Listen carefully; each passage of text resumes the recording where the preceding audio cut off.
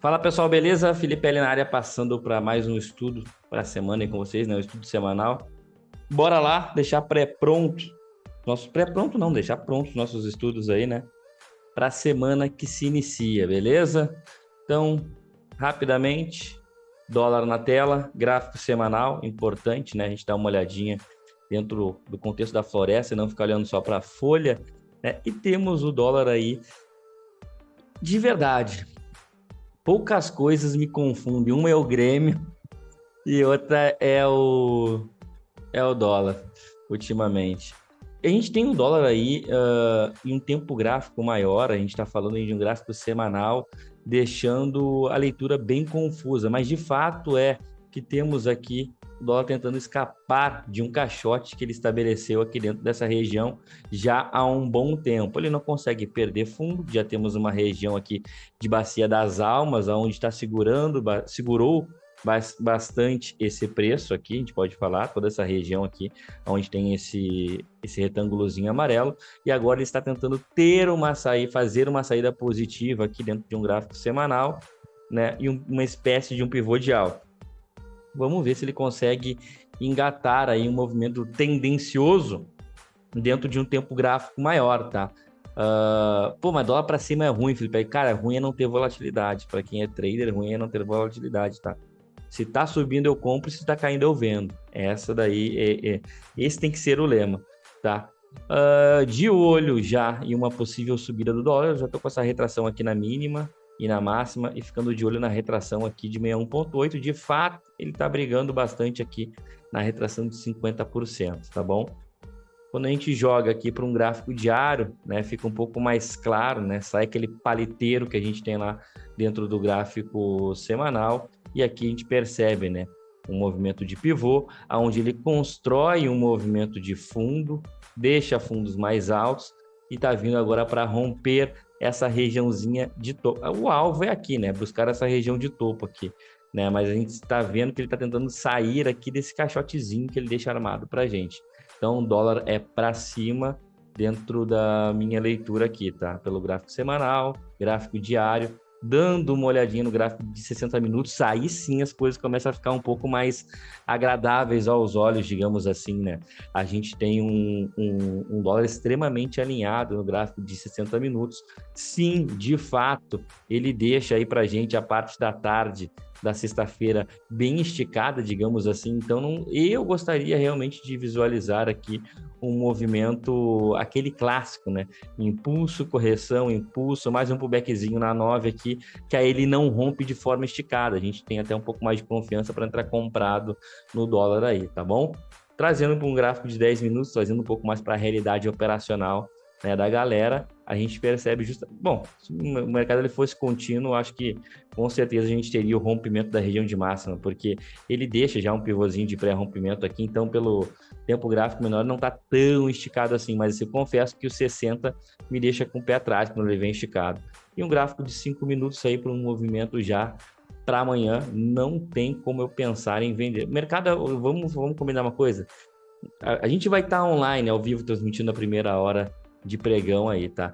Mas amanhã o mercado abrindo sem gap, de maneira estável, não tem como eu pensar em vender. Porra, não tem mesmo. 60 para cima, 10 minutos para cima, 5 minutos para cima, eu vou caçar vendo aqui, porque o que eu posso fazer é ficar um pouco mais... ser um pouco mais conservador, esperar ele romper essa região de máxima, né? E aí sim aguardar um pullback aqui dentro desse movimento, assim como ele vem apresentando aqui para a gente. Troca a polaridade e vamos embora. Muito cuidado com a região de R$ 5 com o dólar. Toda vez que ele chega naquela região de R$ 5, está sentindo e entra pressão vendedora. Então, estamos bem perto, né, daquela região de preço psicológica aí para o nosso dólar futuro. Beleza? Então é o que eu espero para o dólar amanhã. Saída de menor resistência, é a ponta compradora, não tem para trás. Se o mercado abrir estressado com um gapzão de baixa, tem que esperar corrigir na 9. Se ele abrir com um gapzão de alta, também aí a gente espera uma correção na 9. Sempre eu, né, preconizo sempre estar operando a favor do movimento do gap. Rara os contextos que eu vou ter para operar no fechamento de gap, tá bom? Mas também operamos em fechamento de gap, beleza? Dá uma olhadinha no índice. Opa, deixa eu voltar aqui. Fecha. Aí volta para cá. Índice futuro na tela. Vamos dar uma olhadinha no Ibov. Faz tempo que a gente não olha o tal do Ibov aqui com vocês, né? Eu olho todo santo dia e esqueço de passar para vocês o contexto aqui, né? Do Ibov, que a gente fica só batendo índice. Então, Ibov, gráfico. Opa, que isso, Jorge? Ibov, gráfico semanal. Até optei por colocar um caixotezinho aqui dentro do Ibov, né? O Ibov, na minha opinião, né, bem parecido com o índice. A gente não tá tão distorcido, né, quanto a gente fica na maioria das vezes, sempre o futuro puxando um pouquinho, né? Agora a gente tem aqui um gráfico semanal bem parecido, aonde realmente deixa a gente um pouco com o pé atrás aqui e por vezes trazendo até mesmo a sugestão de alargamento desse movimento aqui, desse caixote, que talvez é o certo, é o que a gente tem que fazer. E aí sim, a gente está falando de um caixote muito amplo aqui, aonde na quinta-feira tivemos um movimento, uma tentativa de romper topo prévio. Na sexta-feira, esse movimento falha, a perda da mínima, sugere que ele venha buscar as regiões de mínima do caixote aqui na perda desse candle, né? Então, o Ibov está bem parecido com o índice, tá? Mas nada nada de corromper as montanhas, tá? Se a gente for pegar a ótica de um gráfico semanal, que na minha humilde opinião é a mais relevante, né? Para quem está olhando, né, com um olhar um pouco mais positivo aí para o mercado, para querer montar posições aí, cara, não tem motivo de pânico nenhum. A média móvel de 20 dentro de um gráfico semanal não foi nem testada ainda. Podemos dizer que a média móvel de 9 está fazendo o seu trabalho aqui, né? Ferrenhamente segurando o preço. Tivemos aí somente um fechamento abaixo da média móvel de 9, né? 2, na verdade. Teve a primeira semana e depois já jogou para cima aí, tendo uma bela briga aqui dentro dessa região, né? Beleza? Então, Ibov bem parecido com o nosso índice, vamos para ele. Ele que dá tanta alegria para a gente, índice futuro na tela. Vamos aqui para um gráfico semanal do índice.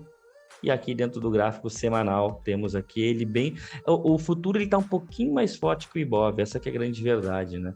Então a gente tem um gráfico aí do índice futuro, tendência de alta claríssima, dentro de um gráfico semanal. Caso a gente observe um mercado um pouco mais comprador dentro da próxima semana, Fibo nessa mínima, Fibo nessa máxima e ficar de olho nessa última penadinha de baixa nas retrações do movimento, cujo estamos brigando nele aqui agora. Já tracei aqui dentro de um gráfico diário, tá? E aqui eu acho que fica bem claro para os amigos, né? Então, opa. Bom, vamos lá. Retração na mínima, esse fundinho duplo, retração na máxima. Estamos brigando lá naquela região, né, que na minha opinião é a bacia das almas de toda e qualquer tendência, retração de 61.8.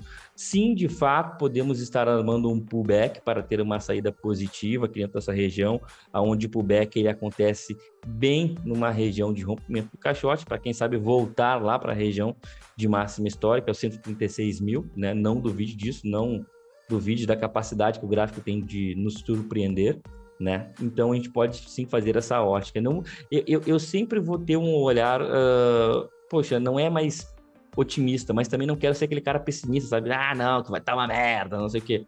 Pô, para mim tá claro aqui, é seguir o gráfico, né? Alinhamento de médias, retração de FIBO, estamos sofrendo um pouquinho ali na região de 61.8, 132, 450, então, porra, vamos seguir o gráfico, não precisa ficar colocando viés no negócio, porque afinal de contas, uma análise maior de um contexto de um gráfico futuro, se você não está fazendo hedge, você não está ganhando porra nenhuma com isso aí. Agora, realmente, quando a gente está operando agora o intradiário e eu, né, dentro da minha característica, que sempre procuro estar operando alinhado com o macro, isso me ajuda bastante. Então, dentro de um olhar macro no gráfico semanal, de um gráfico diário, sim, a saída, para mim, na minha opinião, temos um possível pullback com uma saída positiva aqui, tá? Muda, sim, um pouco o contexto no gráfico de 60 minutos. Por que muda o contexto? Só um pouquinho, por que ele tá tão ruim de mexer aqui, né? Ela fica esticada pra cacete. Deixa eu pegar esse daqui, então, para ver se fica melhor. Vai entender. Dentro do gráfico de 60 minutos, a gente tem aqui, né? Bom, Felipe, tivemos aí a tentativa, né? Abrimos com um gapzão de alta, né? Na quinta-feira, se não me engano, devolvemos todo o movimento. E aí temos até mesmo uma espécie de pivôzinho de baixa sendo armado aqui nessa região, sim.